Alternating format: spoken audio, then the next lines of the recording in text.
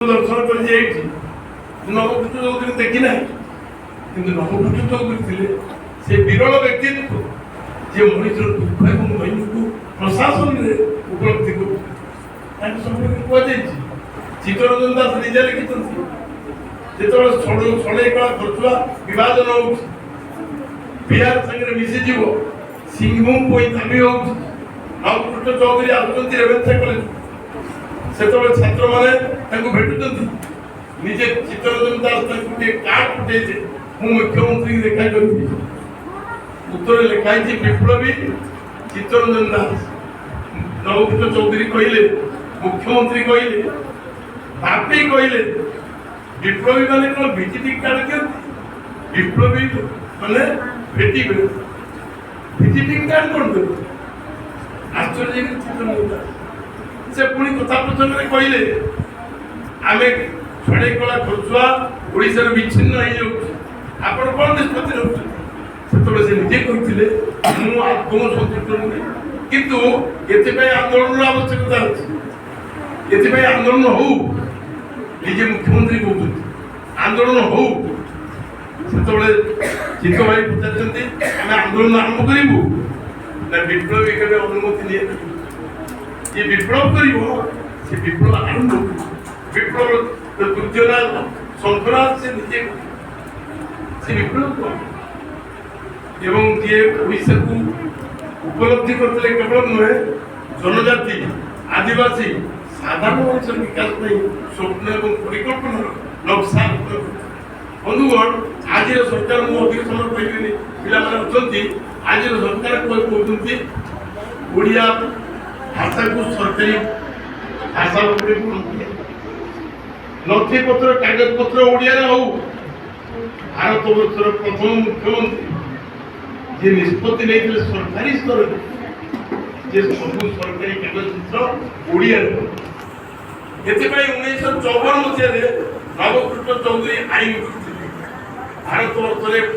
ओडिशा होची एकमात्र राज्य, प्रथम भाषा भित्तिक प्रदेश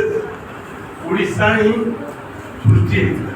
भाषा को भित्ति करी गोटे स्टेट ओडिशा। तो नवकृष्ण चौधरी नियम करथिले, सरकारी आईन करथिले, विधानसभा बिल पास करथिले जे ओडिया सब कागज पत्र से कार्य केते होइछ। सब मुख्यमंत्री आसते जाउ से कार्य केते दूर होइछ, एई चिंता से होत ना। बंधुगण नवकृष्ण चौधरी तो गोटे दुईट कही वक्तव्य शेष करी। नवकृष्ण चौधरी जिते मुख्यमंत्री इस्तफा देने दिन संध्यारे से राज्य सचिवालय उपस्थित थे। इस्तफा देला बेले इस्तफा पत्र पठे सारे देखिए प्रकोष्ठ पाखरे जड़े किए एपट सेपट से देखिले जे ड्राइवर से एपट सेपट हो डाकिले मो ना मन पड़नी अपा मन रखी जानी बहुत बनमाली से कहले बनमाली तुम एपट सेपट कहीं हो ना बापी मु आपन को छाड़ी दे जीवी स्टेशन रे आपन गले मु घर को जीवी से कहले मु तो संगे जीवी मु आ तोर मुख्यमंत्री नहीं कि ओडिसा रे मुख्यमंत्री नहीं। मु इस्तफा पत्र दे देछि कि तू मोर ड्राइवर नो स्टेशन को अपने कमी जीवे जे चार्जर जीवी। भारत वर्षर विरल आदर्श मुख्यमंत्री नवकृष्ण चौधरी से दिन राज्य सचिवालय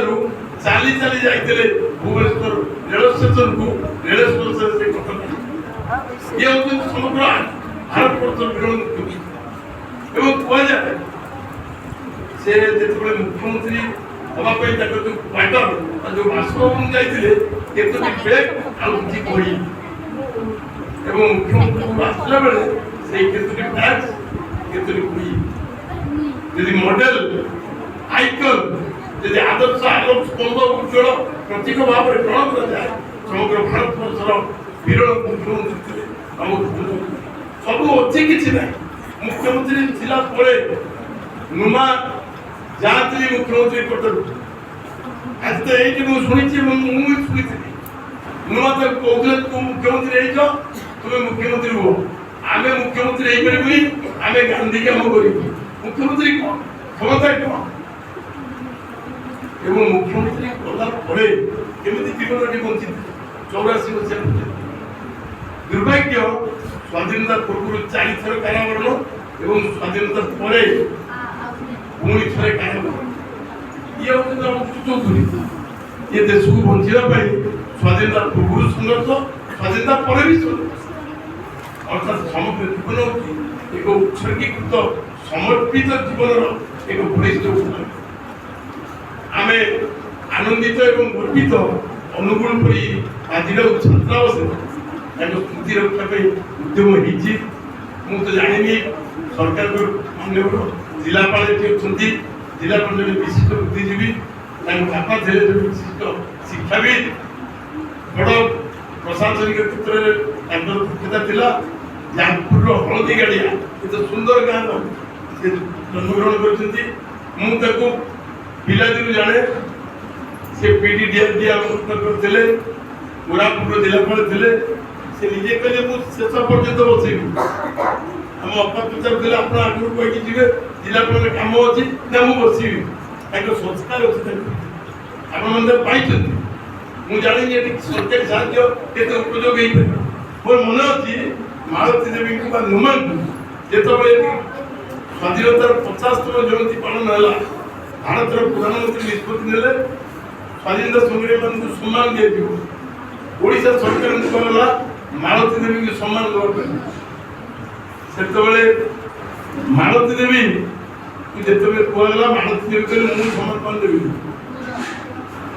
मु सम्मान कौन ग्रहण करेंगे सरकार भर स्वाधीन है पुणी सम्मान से मंत्री थे मकतुल गोरी मुझे मायनार लोक घर मकतुल बाबू घनिष्ठ बंधु होती विभूति भूषण मकतुल बाबू को जाने के पठेले तुम यदि पुरस्कार सम्मान श्रद्धा सरकार न दब फेर भारत सरकार बुझे जे ओडिशा काम हो पारे तो विभूति सार को निजे मकतुल बाबू बुझेले तुम सांग हिसाब से नुमक भेटी से विभूति राजी करे सी आसले कल मकतुल को केवल आसो आउ कई कलेक्टर आसपारे कि आउ सरकारी अफिसर मैंने आसपारे नुमा को सही दिया जाता मुझे से सौभाग्यर अधिकारी नुमा को सही दिया जाता सही अंग वस्त्र से वस्त्र से फूल ये विरलतम सेवा तिथिकार समाप्ति मुझे शेष वक्तव्य देवी वक्तव्य कथा कहि आज हूँ 23 तारीख ये 23 तारीख नवपुत्र चौधरी को भारी स्मरणीय 23 तारीख से जन्म होते 1901 मसीह कुमुद सार उपस्थित थी धनेश्वर सार उपस्थित थी मुझे यही वर्ष आरंभ है नवपुत्र चौधरी 125तम जयंती 125तम जयंती महात्मा आम 125तम जन्मदिन आज वर्षटा भी पालन केवल एक न हो सारा ओडिशा मुझे 23 तारीख तक कहि 23 तारीख मुझे कहि 23 से जन्म होते 1946 23 तारीख जून 23 तारीख से राज्यर राजस्व मंत्री भूसंस्कार जमीदारी प्रथा उच्छेद धान चाष आईन प्रणयन एवं 1948 एप्रिल 23 से जून 23 मंत्री होते 46 मसीह 1948 एप्रिल 23 मंत्री भाव इस्तीफा देते से 23 देते